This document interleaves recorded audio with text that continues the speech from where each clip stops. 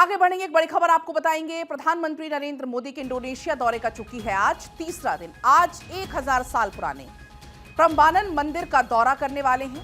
राष्ट्रपति प्रभुओं के साथ प्रोजेक्ट की शुरुआत होगी और ये कुछ तस्वीरें भी आपको हम उस मंदिर की दिखा रहे हैं। ये मंदिर बेहद खास है। प्रधानमंत्री नरेंद्र मोदी इस वक्त चूंकि मौजूद है इंडोनेशिया में। इसके पहले भी आपने वो तस्वीरें देखी जब प्रधानमंत्री की मुलाकातों का दौर चल रहा था। अब आज है तीसरा दिन प्रधानमंत्री का वहां पर मौजूदगी का, तो ऐसे में प्रधानमंत्री आज इस मंदिर में पहुंचेंगे। ये जो मंदिर है, इसकी रेलिंग पर उकेरी गई नक्काशी केवल सजावट के लिए नहीं थी, बल्कि शिक्षा और हिंदू शिक्षाओं के प्रसार का भी एक माध्यम थी। माउंट मेरू की तर्ज पर इसको डिजाइन किया गया है। ये मंदिर अपने आप में बेहद खास है। हिंदुओं के लिए आध्यात्मिक केंद्र ये है। फिलहाल आपके सामने अब ये 3 तस्वीरें हैं। आज प्रधानमंत्री इसी मंदिर में पहुंचने वाले हैं और ऐसे में आपको बता दें, ये जो मंदिर है वो 9वीं सदी में लगभग 850 ईस्वी में बनाया गया था और अब भारत की मदद से इस मंदिर का जीर्णोद्धार होगा, इसको और सजाया जाएगा। इसका मूल संस्कृत नाम है शिवगृह, यानी कि इसका मतलब है शिव का घर। ये मंदिर हिंदू धर्म के 3 मुख्य देवताओं की पूजा की जगह है। शिव मंदिर बीच में है जो सबसे ऊंचा है, आप इन तस्वीरों में देख पाएंगे। विष्णु मंदिर जो दक्षिण में है और ब्रह्मा मंदिर जो उत्तर में है। और अक्षय इस बीच जुड़ चुके हैं फोन लाइन पर ज्यादा जानकारी के साथ। अक्षय, आज भी बेहद खास तस्वीरें सामने आने वाली हैं क्योंकि इस मंदिर के संरक्षण में अब भारत भी मदद करेगा। देखिए, जिस तरह से इंडोनेशिया की यात्रा रही है, एक तरफ से देखा जाए तो सिर्फ ये कूटनीतिक यात्रा नहीं, बल्कि जो भारत और इंडोनेशिया के बीच में जो सांस्कृतिक संबंधों को है विस्तार देने की यात्रा रही है। जिस तरह से सांस्कृतिक संबंध भारत और इंडोनेशिया के बीच में रहे हैं, प्रम्बानन मंदिर का जो निर्माण रहा हो या फिर उसकी कार्यशैली रही हो, निश्चित रूप से भारत के एक तरफ से विस्तार को बताती है।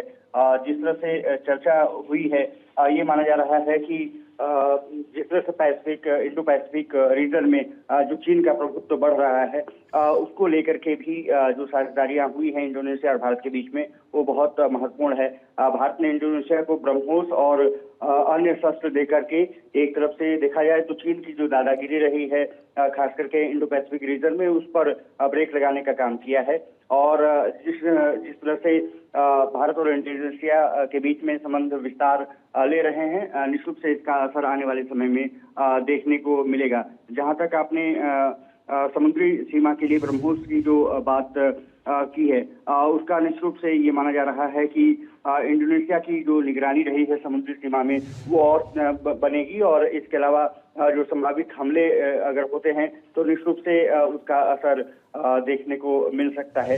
आज की यात्रा अब यहाँ पर इंडोनेशिया की आज प्रधानमंत्री समाप्त करके ऑस्ट्रेलिया की तरफ रवाना होंगे आज से लेकर के, और 10 जुलाई तक इंडोनेशिया के ऑस्ट्रेलिया के दौरे पर रहेंगे। एक तरफ से कहा जा सकता है कि जो इंडोनेशिया में तमाम अर्थ मटेरियल और ऑस्ट्रेलिया के साथ जो अर्थ मटेरियल की डील है, वो निश्चित रूप से मुझे लगता है कि बहुत मजबूती होगी। और एक तरफ से कहा जाए तो कई खनिज पदार्थों को लेकर के, चाहे सेमीकंडक्टर सप्लाई चेन हो, रक्षा सहयोग पर चर्चा ये माना जा रहा है कि केंद्र पर रहेगा।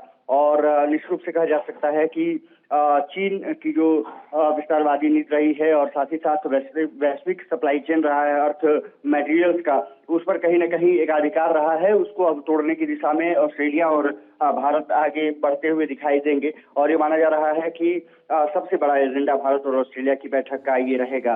और सबसे बड़ी बात यह है कि इलेक्ट्रिक वाहन की बात हो, सेमीकंडक्टर की बात हो, रक्षा सहयोग की बात हो, और ये माना जा रहा है कि भारत और ऑस्ट्रेलिया इसको और विस्तार देते हुए दिखेंगे। प्रधानमंत्री अल्बनीज के साथ रक्षा, सुरक्षा, व्यापार, निवेश के रिश्तों को आगे बढ़ाने में कामयाबी मिलेगी, ऐसी उम्मीद की जा रही है। 11 राउंड की बातचीत हो चुकी है और ये माना जा रहा है कि इस बैठक के बाद जो बातचीत का अगला बिंदु है वो तय किया जा सकेगा। और ये माना जा रहा है कि आने वाले समय में ऑस्ट्रेलिया और भारत अपने मजबूत संबंधों को विस्तार देते हुए दिखेंगे।